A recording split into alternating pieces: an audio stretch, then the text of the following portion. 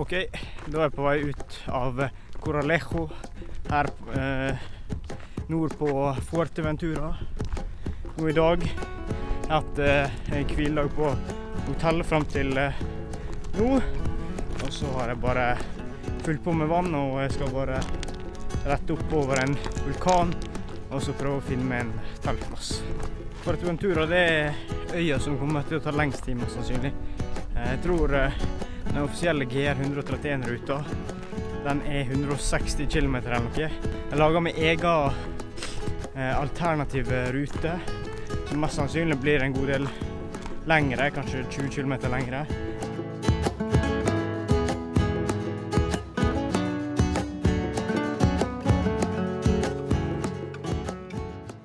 Ja, det var en ny morgen. Men jeg er så jækla kvalm. Jeg vet ikke hvorfor. Jeg må helt...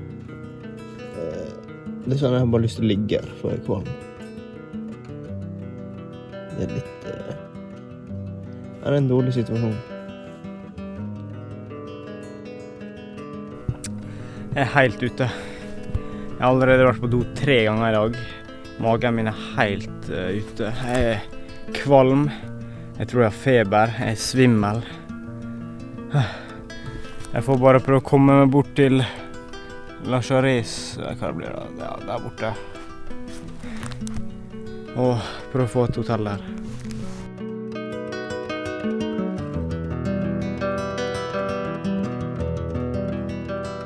Ja, nei, jeg har lagt opp på fjellet her, bak en steinmur i 5 timer nesten, og jeg er helt ute. Men jeg prøver å komme meg til La Charez nå, og så...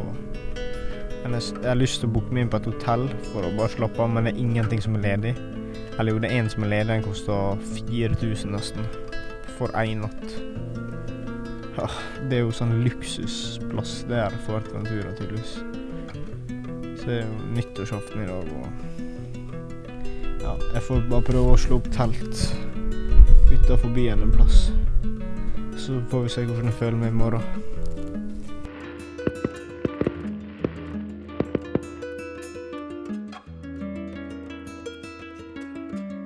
Ja, her står jeg og gjemmer meg bak et skilt, fordi nå etter 2 dager med å ta det rolig på grunn av sikkert noen magevirusaktige greier jeg fikk i meg, så skal jeg begynne å gå igjen, men da er det blåst opp skikkelig, og jeg er sånn veldig sandet område, så det er sandstorm egentlig, og jeg blir jo pisket av sanda, og får det inn i øynene og alt mulig, så det er mildt sagt ubehagelig.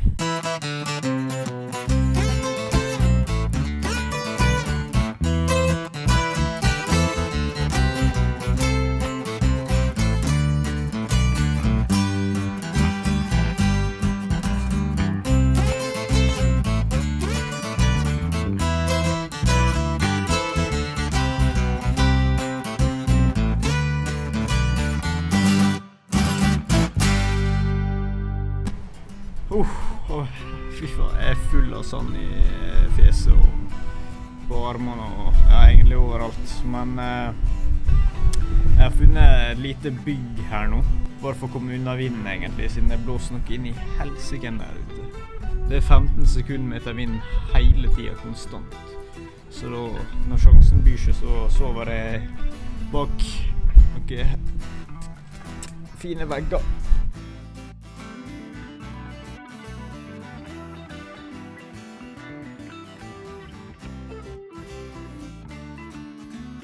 Ja, da er det ny dag med vind, som man sikkert kan se på teltet.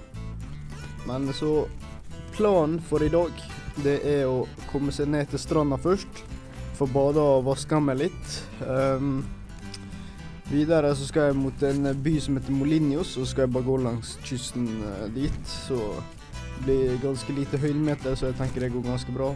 Jeg skal prøve å spise mat i denne Molinos-plassen på en restaurant der, og så gå videre og telte opp i fjellet.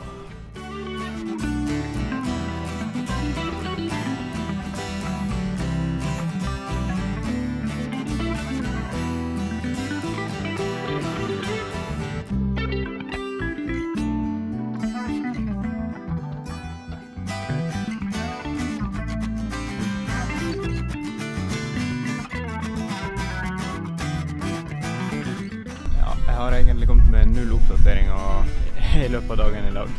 Men det har vært en ganske grei dag, men veldig mye vind, så nå var det stille litt på kvelden da. Så jeg har satt opp telt her, bak en haug, så det er litt i le for vind, og bare holdt på å fyre opp og koke med noe vann, og sånn at jeg kan spise en real turmat.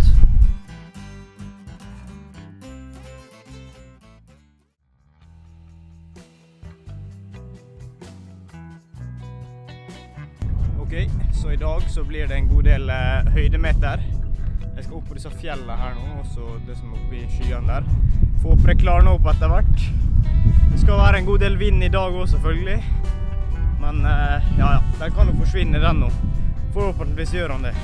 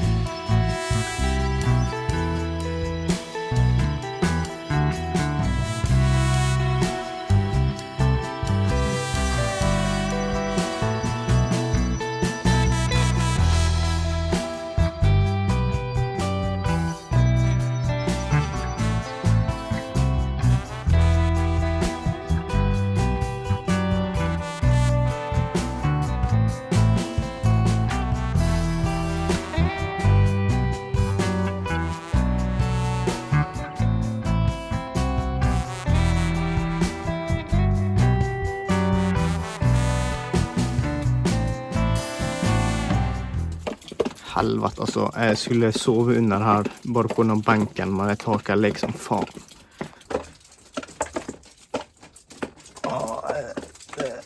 Taket er leke som bare... Satan i helvete.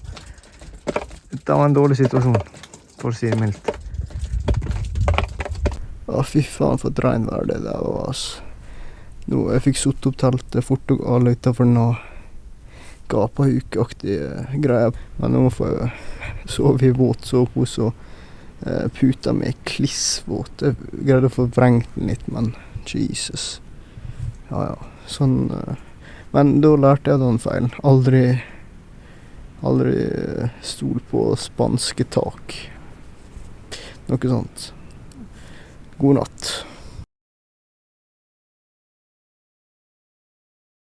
God morgen. Da forlater jeg denne gapahuk-aktige greiene her og skal gå ned til Pahara. Der er det en kafé som er oppe nå, en spar. Så da er det på tide å fylle opp med vann, for jeg har typ 2 desiliter igjen. Og ja, kjøpe noe mat.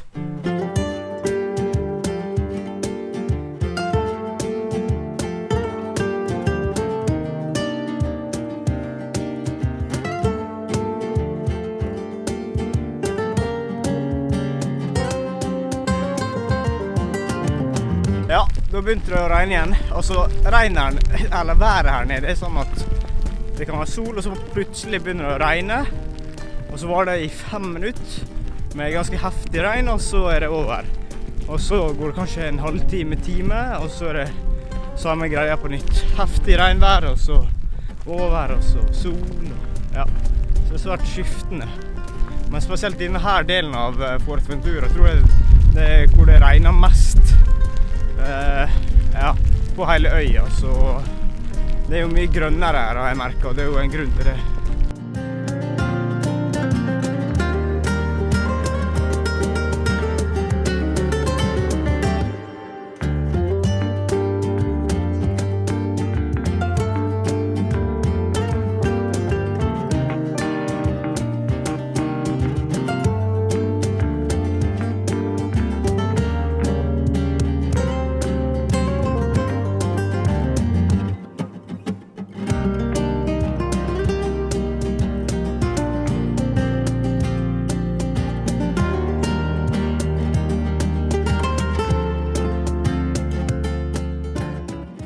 Ok, situasjonen er den at i morgen så er det helligdag her i Spania. Det er de 3 hellige kongers dag eller et eller annet.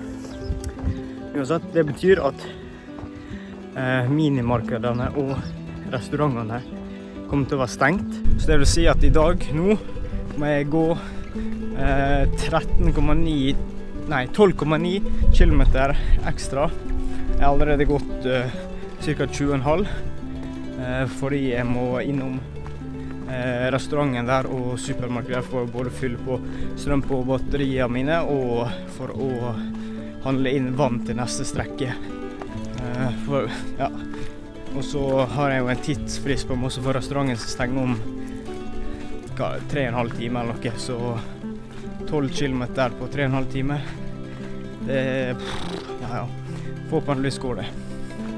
Så jeg gikk og så møtte en tsjekker her, så jeg går sammen med noen ned til byen.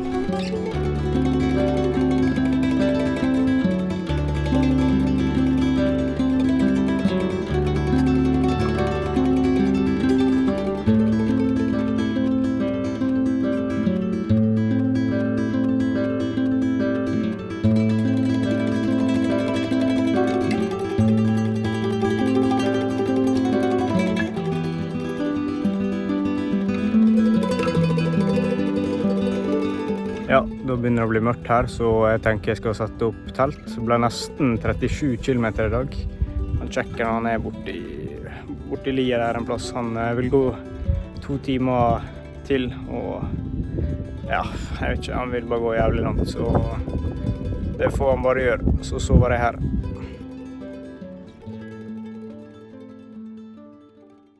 Da forlater den plassen der jeg sov i natt. Så frem til slutten av øya så er det ca. 50 kilometer. Så jeg tenkte å bruke 2 dager på det. Så hvis det går en plass mellom 25 og 30 i dag, så er det ganske bra. Så det er planen.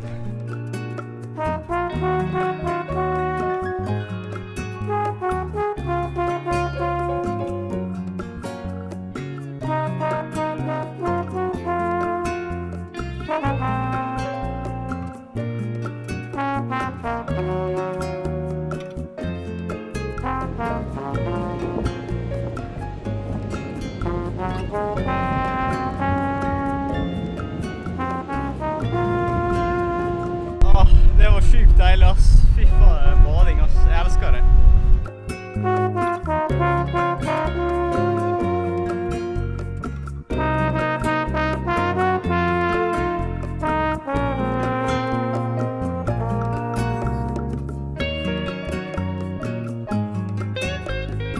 Ja, se hva som plutselig dukker opp.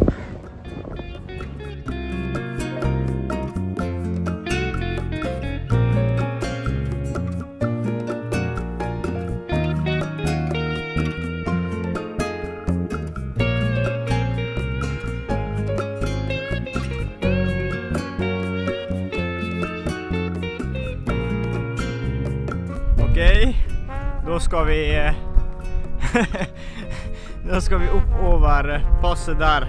Yes.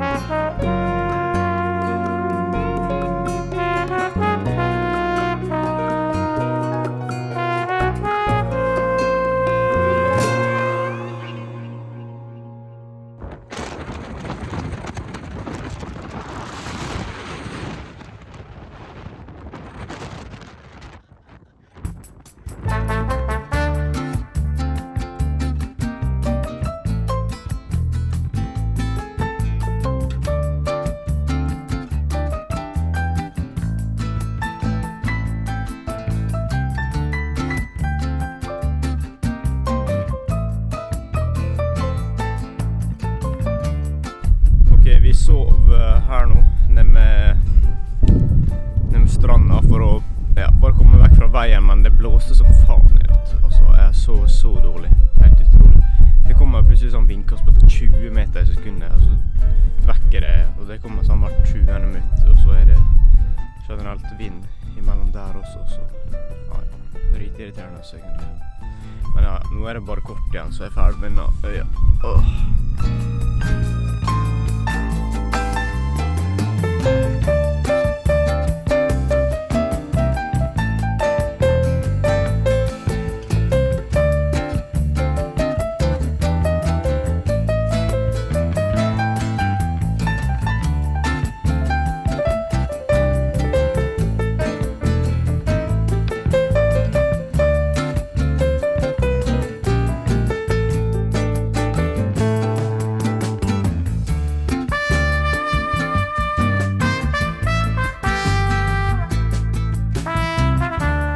Yes, da. Endelig så greide vi fremme her med fyret.